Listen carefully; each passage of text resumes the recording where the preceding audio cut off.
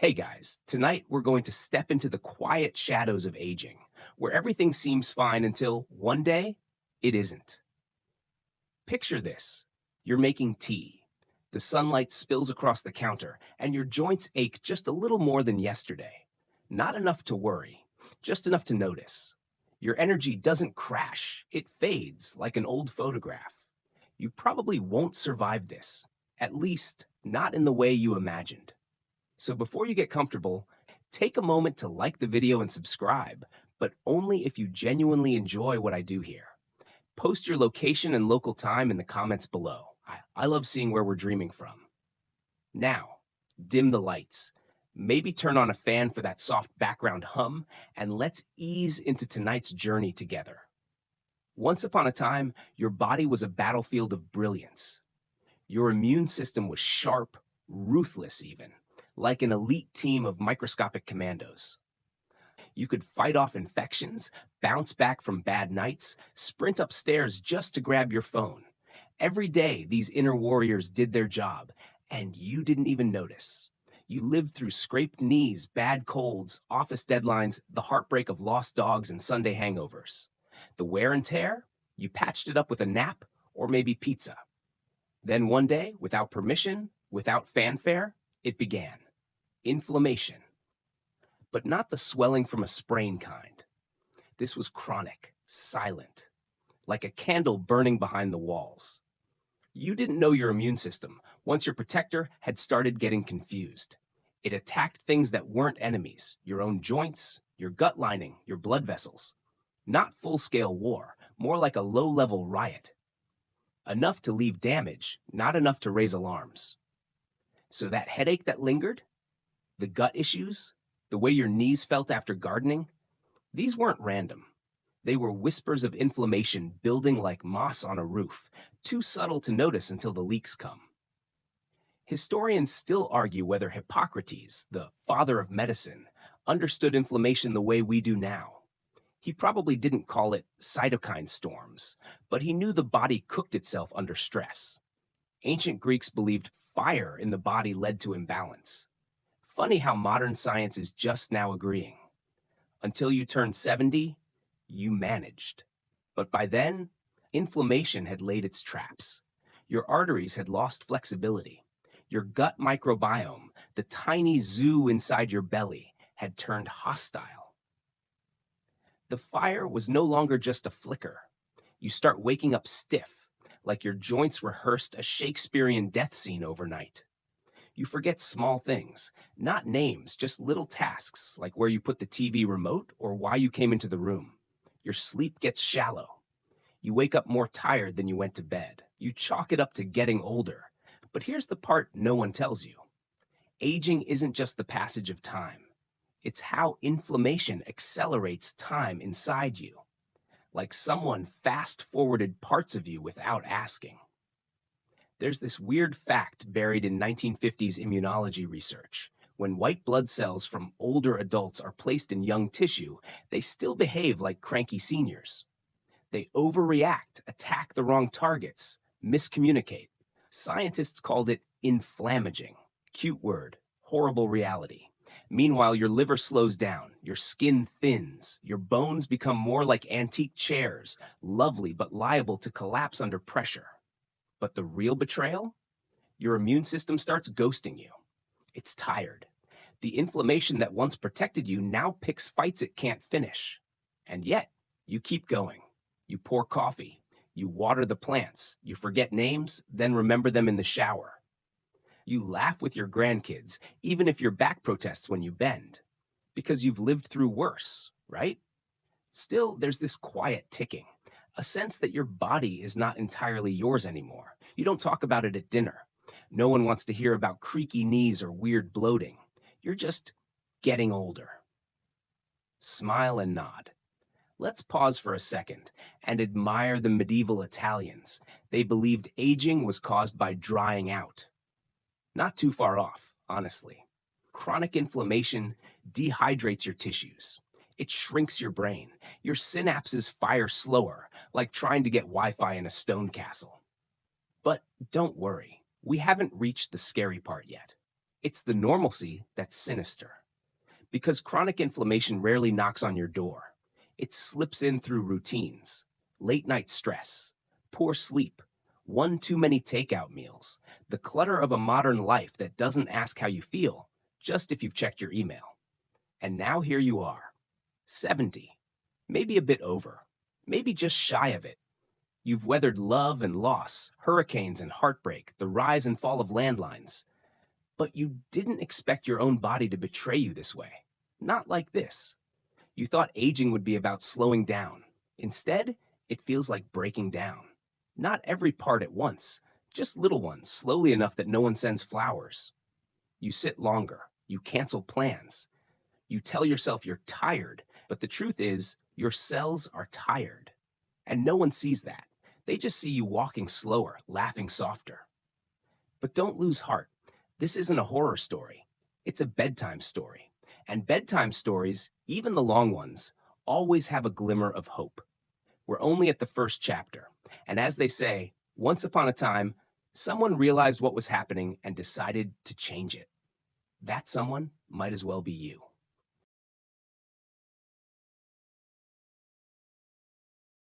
Every day, you wake up with the same routine. Shuffle to the bathroom, maybe sigh at your reflection. Coffee, toast, sweetened, of course. Breakfast isn't breakfast without something sweet. It's a harmless pleasure, right? You've earned it. But sugar doesn't play fair, and the body you had at 25, it's not the same one now at 70. You're not metabolizing that cinnamon roll the same way, not even close. Insulin, your body's sugar traffic cop, starts to struggle. Once quick and sharp, now it's groggy and slow. So the sugar lingers in your bloodstream longer, bouncing off your blood vessels like kids in a bounce house with no rules. At first, it's nothing major. A little fatigue, slight brain fog, maybe some weight clinging to your middle like a needy cat. But then one day, you notice you're always tired. You eat and crash. Your belly feels tight, your fingers a bit numb, your vision occasionally blurry. No alarms, just whispers. That's insulin resistance sneaking in. Then one day, something changes. You go in for a routine checkup, and your doctor frowns at the numbers. Blood sugar, A1C. Maybe they mention prediabetes, or maybe they just say, watch your diet, and leave you to figure out what that even means. So that subtle shift in energy, that wasn't just aging. It was a metabolic decline.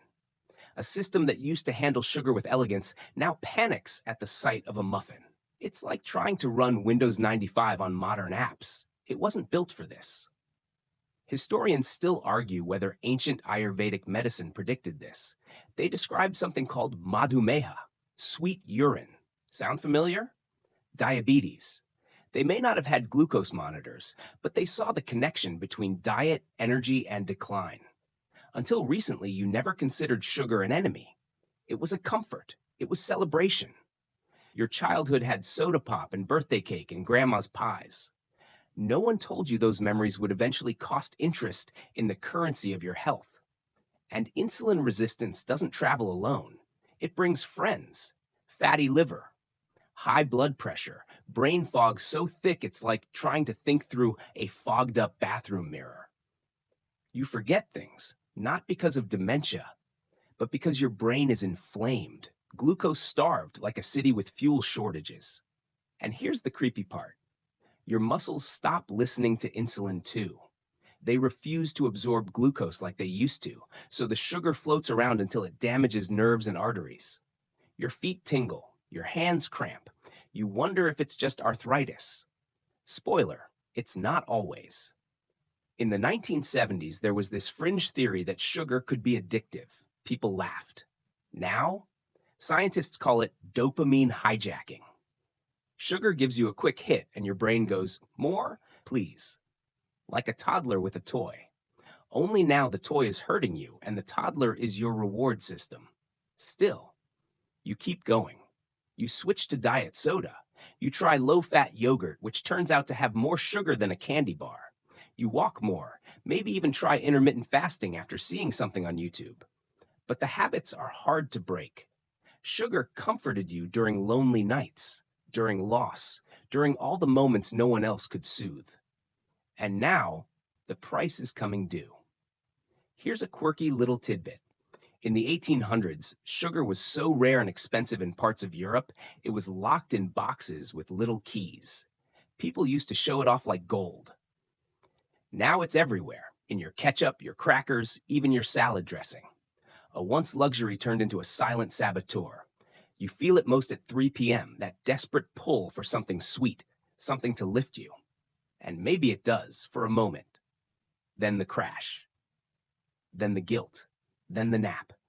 It becomes a loop, like déjà vu, only stickier. You might not be diabetic yet, but the path is well paved. And no one warns you how easy it is to go from a little tired to I don't know what's wrong with me anymore. So you hide it. You tell your family you're fine. You laugh it off. You say, I just need more rest. But inside, something whispers, this isn't just age. Something's shifting, quietly, persistently. And you wonder, when did things start slipping? Was it the second cup of coffee with sugar? Was it the bag of chips during your favorite show? Was it stress or sleep or that year you just didn't care? Don't blame yourself. This isn't about fault. It's about awareness. About knowing your body isn't failing. It's reacting.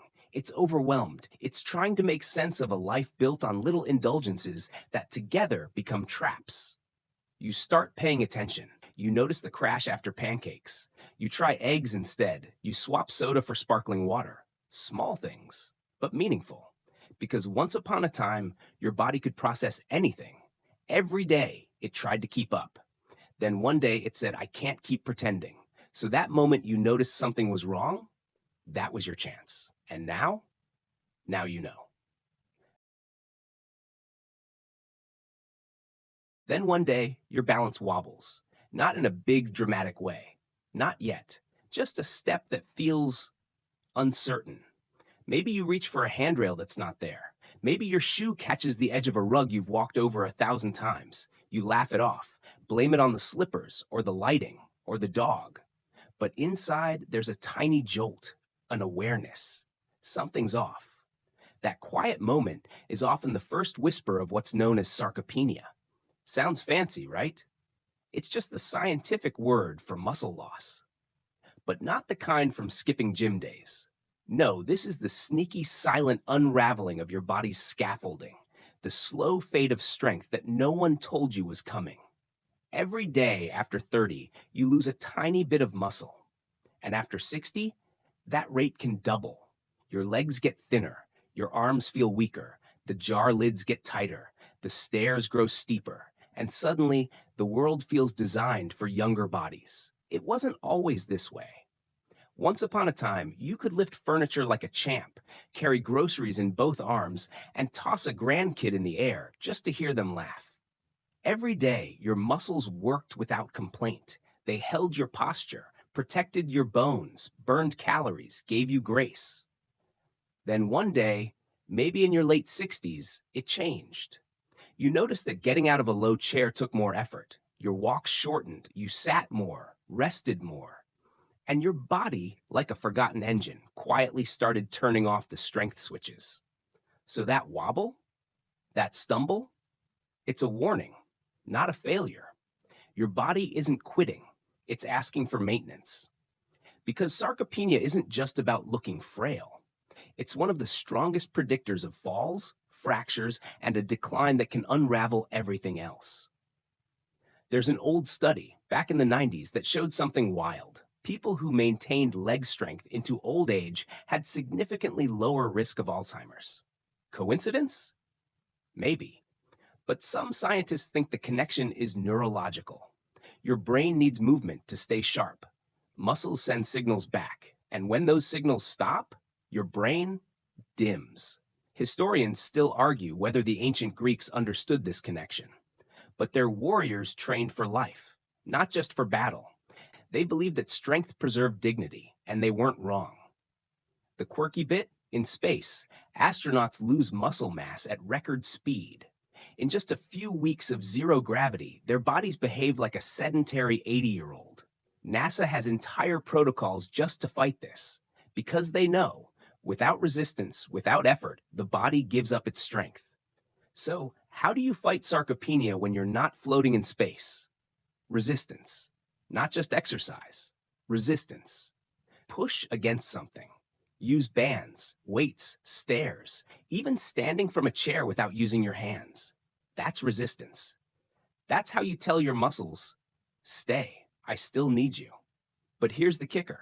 Most seniors don't get nearly enough protein. You need more, not less, than when you were younger. But somewhere along the way, someone said, eat light, and you did. You downsized your meals, your portions, your life, and your muscles quietly faded away. You might remember old Mr. Melio Ramirez down the street. Strong his whole life, but in his late 70s, he fell reaching for a book, broke his hip, never quite recovered. That wasn't just bad luck. That was sarcopenia. Waiting, watching. The problem? Muscle loss doesn't hurt, it doesn't scream, it whispers. Until one day, it shouts in the form of a cane, a walker, a hospital bed. But it doesn't have to end that way. Because since then, you've started to pay attention. You're taking shorter walks, but more often. Maybe you added some light stretching, or even a few squats holding onto the counter. You choose chicken over crackers. You remember the phrase, motion is lotion.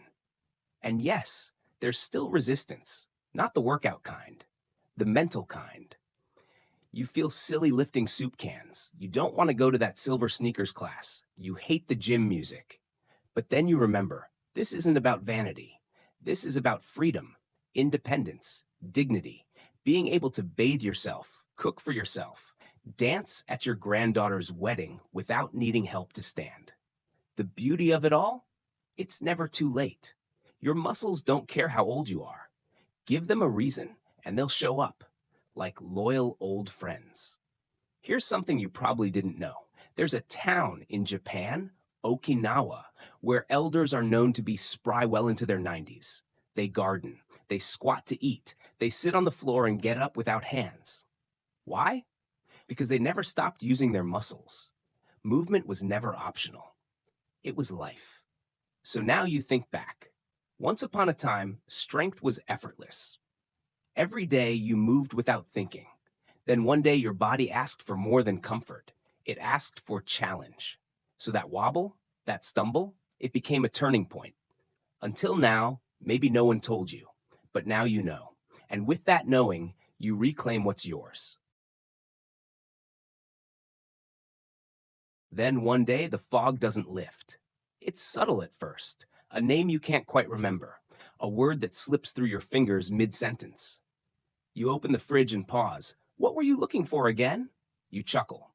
Senior moment, you say. Everyone has them, right?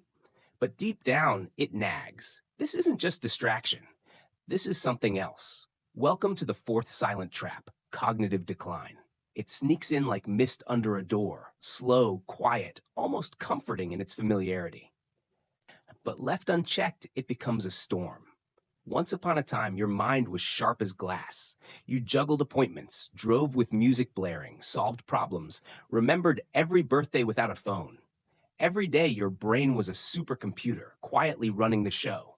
Thoughts linked effortlessly, memories stacked like files in a cabinet, and your wit razor sharp. Then one day, you noticed the edge dulled. Not gone, but different. Words felt heavier. Conversations required effort. You reread paragraphs, forgot why you entered a room, and the more you noticed, the more afraid you became. Because this isn't a sore knee or a pulled muscle. This is you, fading. And here's the kicker. It's not your fault.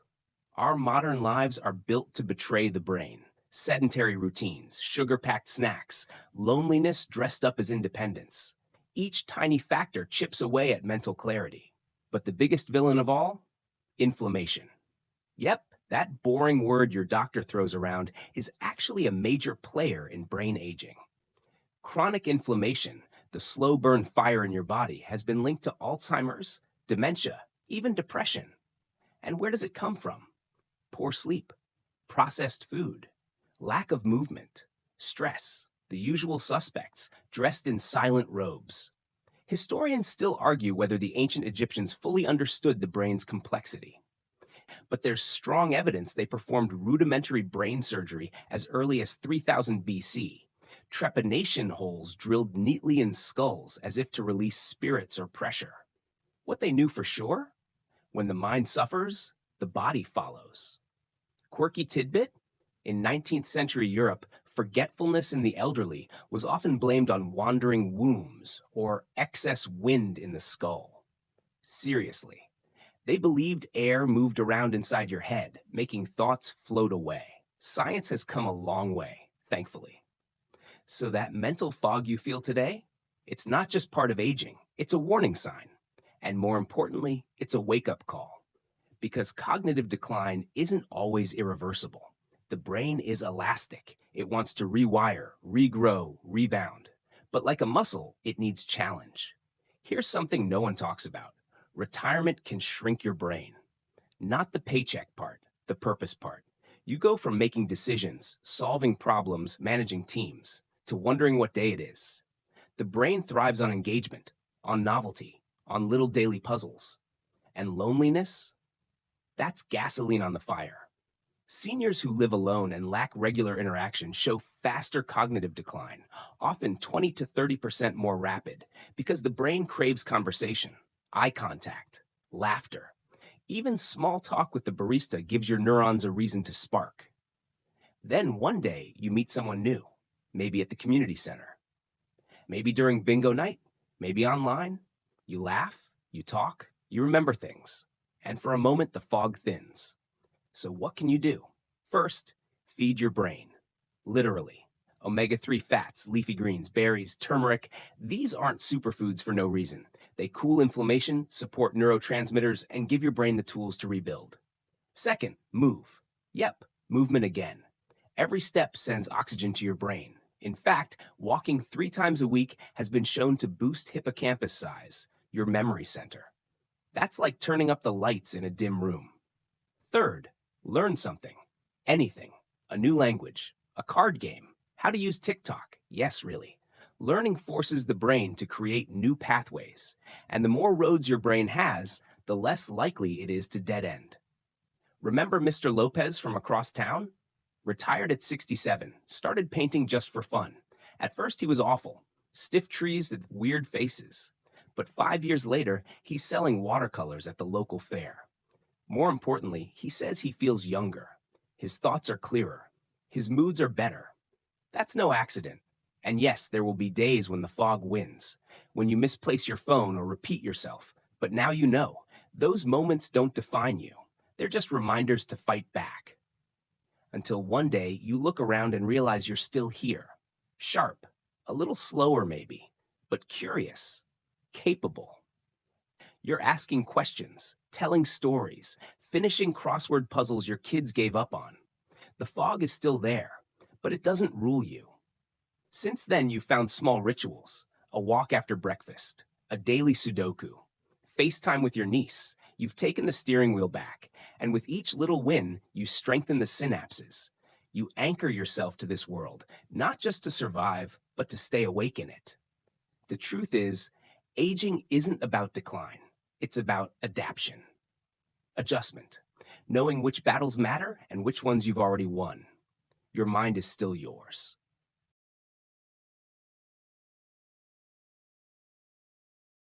Then one day, your body betrays you in the quietest way. Your bones begin to whisper. It's not a fall. Not yet. It's the creak when you stand. The sharp zing in your hip when you twist too fast. You reach for the top shelf and something in your back shouts, "You're not broken, but you're definitely not made of rubber anymore." This is the fifth silent trap, muscle and bone degeneration. Not flashy, not immediate, but absolutely relentless. Once upon a time, you were strong without trying. Climbing stairs? Easy. Lifting groceries? Just part of life. Even your handwriting felt more solid. Your body held you with confidence. No need to negotiate each motion like a fragile truce. Every day, your muscles held you upright. Your spine was a tower of trust. You moved without overthinking. Your bones, dense and stoic, took the hits without complaint. Then one day, something shifted. A bruise lasted longer. A jar was harder to open. You found yourself reaching for railings you once ignored. And then came the fall. Not dramatic, just sudden. Maybe you tripped, maybe you slipped on a rug. But this time, it didn't end with a laugh. So that fall became the beginning of a realization. You've been losing strength slowly for years. The average person loses up to 5% of muscle mass per decade after age 30, faster after 60. That's not vanity weight. That's your ability to walk, lift, rise, balance. This slow melt is called sarcopenia, and it's the reason you struggle with stairs now, not laziness or just getting old. The bones? They're even sneakier. Osteoporosis is the silent thief. It doesn't cause pain until it snaps something. Women are more prone, especially after menopause, but men aren't off the hook.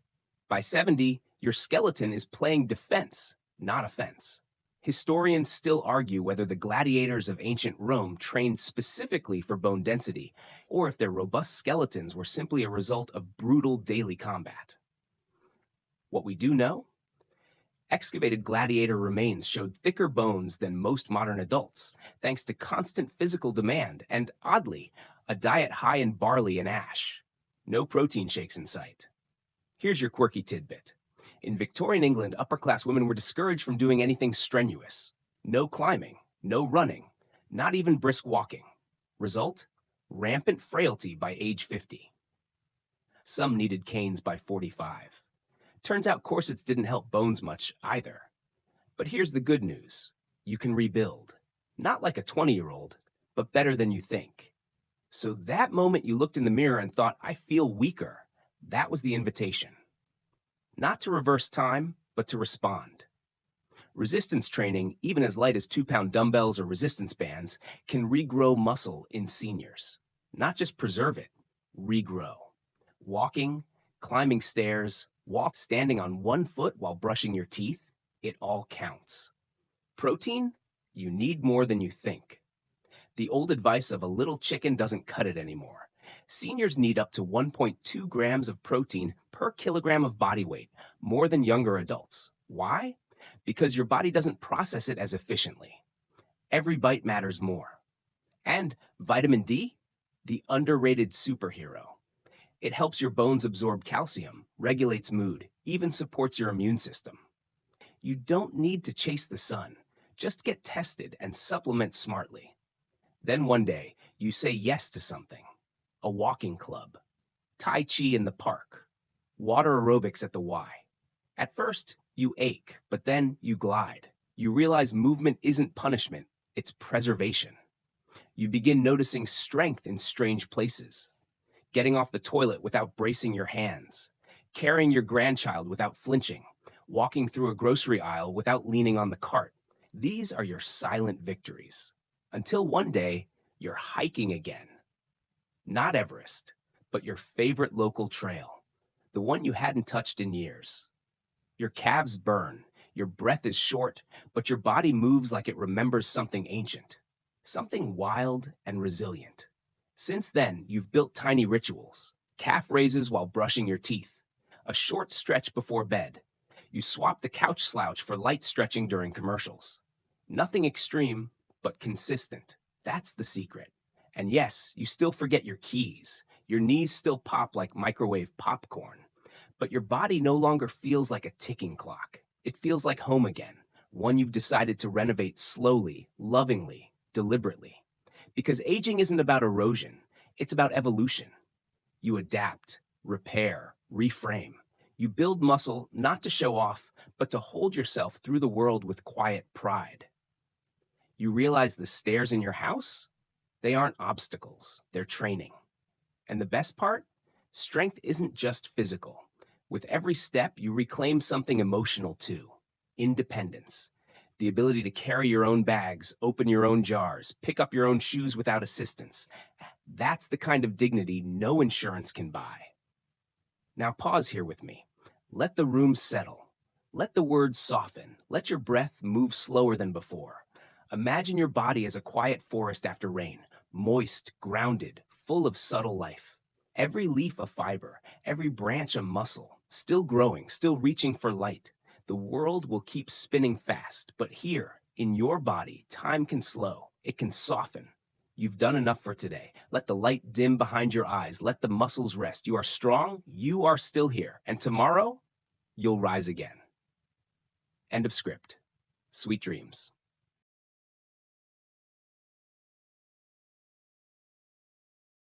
Once upon a time, sleep came without asking. You'd yawn, crawl into bed, and the world would fade. No rituals, no clocks, no podcasts whispering affirmations in your ears. Just sleep. Simple, automatic, deep. Every day, your body followed a rhythm. Wake with the sun, eat when hungry, sleep when tired. That's how it worked. Circadian rhythms weren't a trendy topic, they just were. Your mind slowed when the sky darkened. Your body respected the cycle. Then one day it stopped working. You found yourself wide awake at 2:17 a.m., staring at the ceiling. You adjusted the blanket, flipped the pillow, counted sheep, counted regrets, counted your medications. Nothing helped. Morning would come, eventually, but you'd greet it with a heavy fog, not energy. So that moment became a pattern. You started dreading bedtime, started saying things like, I just don't sleep well anymore, or must be my age. You blamed stress. You blamed coffee. You even blamed the moon once, just to be thorough. But here's what's really going on. Your sleep architecture has changed. That's the sixth silent trap. Fragmented, shallow sleep. By age 70, your brain produces less melatonin, the hormone that signals your body it's time to sleep.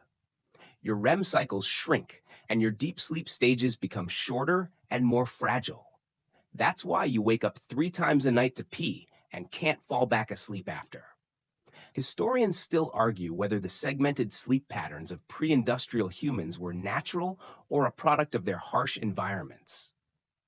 In medieval Europe, people often had 2 sleeps per night. A first sleep from dusk to midnight, then a period of quiet wakefulness, reading, praying, even visiting neighbors, before a second sleep until dawn. Imagine your sleep troubles being on purpose. The quirky bit? In the 1800s, it was fashionable for women to host midnight teas during those twilight wakeful hours. Picture a world where your 2 a.m. insomnia made you the life of the party. You in a bonnet sipping Earl Grey and discussing Shakespeare by candlelight.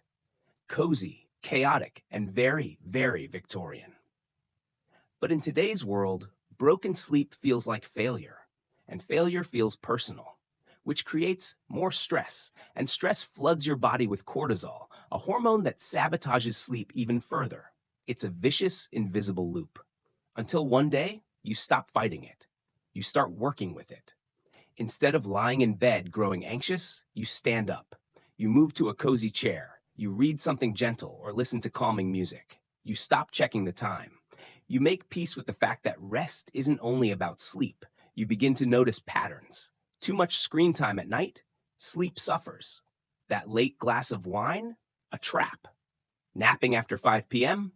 Oops, your body is giving you clues. You just weren't listening before. You discover light is a language. Morning sunlight resets your body clock. 10 minutes on your porch, even if it's chilly, tells your brain what time it is. You start dimming your lights after 8 p.m., like your ancestors would have done by firelight. You trade melatonin gummies for something more powerful. Habit. You create a wind-down ritual. Maybe it's herbal tea, a book about whales, or stretching to soft jazz. Maybe you rub lavender on your wrists or listen to the hum of a fan. These aren't superstitions. They're signals to your nervous system that says, it's time to power down. And when you wake in the night, as you probably still will, you don't panic. You don't grab your phone. You just breathe. You let the darkness hold you. You trust your body will drift again, even if it takes a little while. Sleep becomes a conversation, not a battle. And here's the unexpected bonus. Better sleep helps everything else. Mood, memory, metabolism, immunity, all repair themselves during deep sleep. It's not a luxury, it's your operating system's nightly update. Ever heard of the glymphatic system? That's your quirky tidbit for this section. It's the brain's nighttime janitor crew.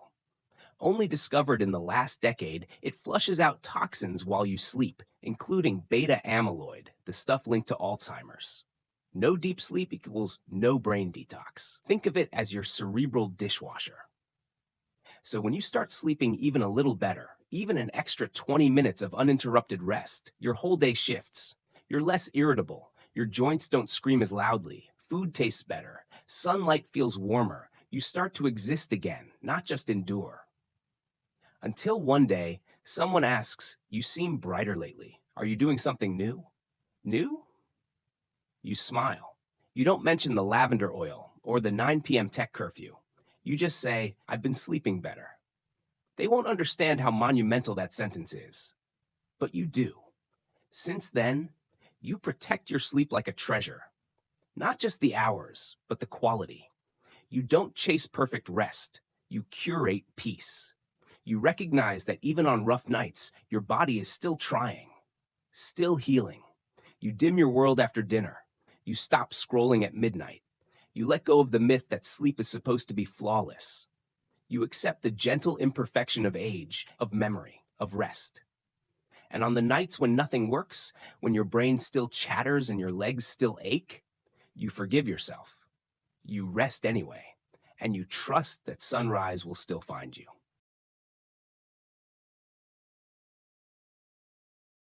Once upon a time, you took your heart for granted. It beat steadily, faithfully, without much fanfare.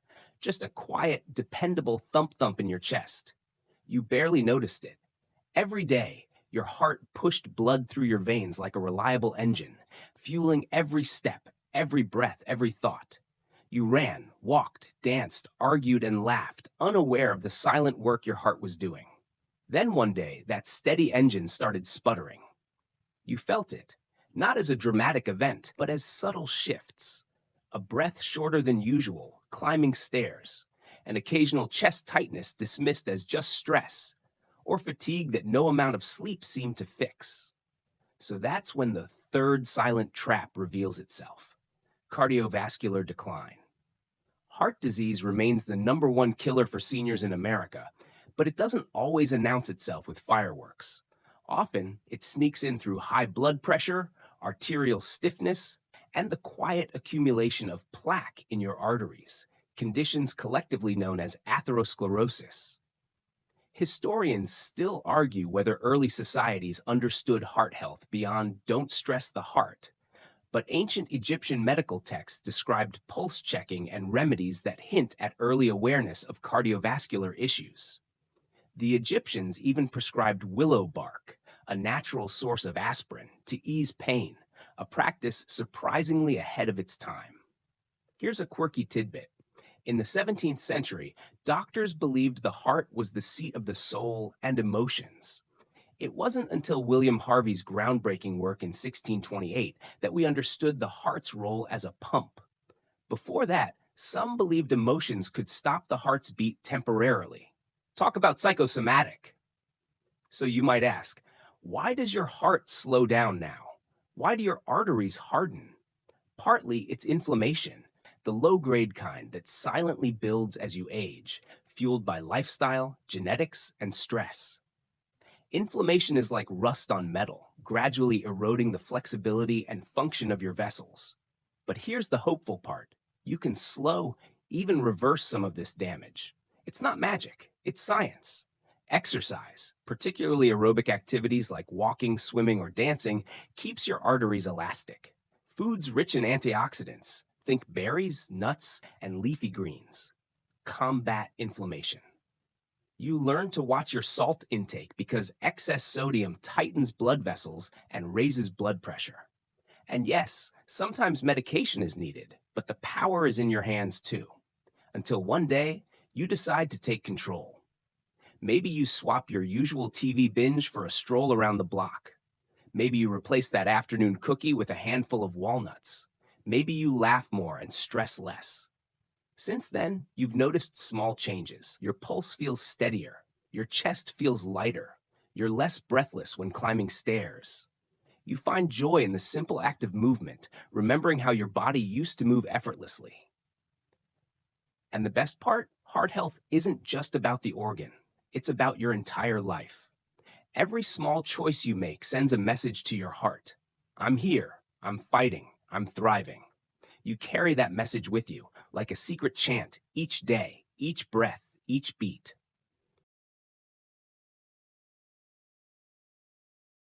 Once upon a time, your mind was a sprawling library full of stories, memories, jokes, and dreams. You could walk through those shelves effortlessly, recalling faces, names, and moments like old friends. Every day, your brain absorbed information, connected ideas, and sparked creativity. You never questioned how it did all this until the pages started to blur. Then one day, you noticed the cracks, a forgotten appointment here, a misplaced word there, a name that just slipped away. Not a disaster, just little slips that made you pause, sometimes laugh, sometimes worry. So that's the fourth silent trap: cognitive decline and memory challenges. Aging brains face a host of changes: loss of neurons, shrinking hippocampus volume, and altered neurotransmitter levels that make processing and recall harder. But the good news? Your brain is remarkably plastic, always capable of growth and adaptation if you feed it right. Historians still argue whether ancient Greeks fully understood the brain's role. For centuries, the heart was thought to hold the mind. Aristotle believed the brain was merely a cooling system for the blood. Fast forward, and we now know the brain controls everything, including memory, emotion, and movement. Here's a quirky tidbit. In the 1950s, scientists discovered neurogenesis, the brain's ability to create new neurons, even in adults. This was revolutionary. It means your brain can grow new cells well past 70, especially with the right stimuli. So what can you do? You start by nourishing your brain: omega-3 fatty acids from fish, antioxidants from colorful veggies, and staying hydrated. But diet alone isn't enough. You challenge your mind. Crosswords, learning a new language, even video games designed for seniors stimulate new neural connections. Social interaction is vital. Loneliness accelerates decline.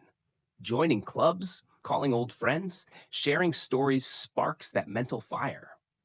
And movement matters. Exercise increases blood flow to the brain and releases growth factors that help neurons survive. Until one day, you realize you're not just surviving, you're thriving.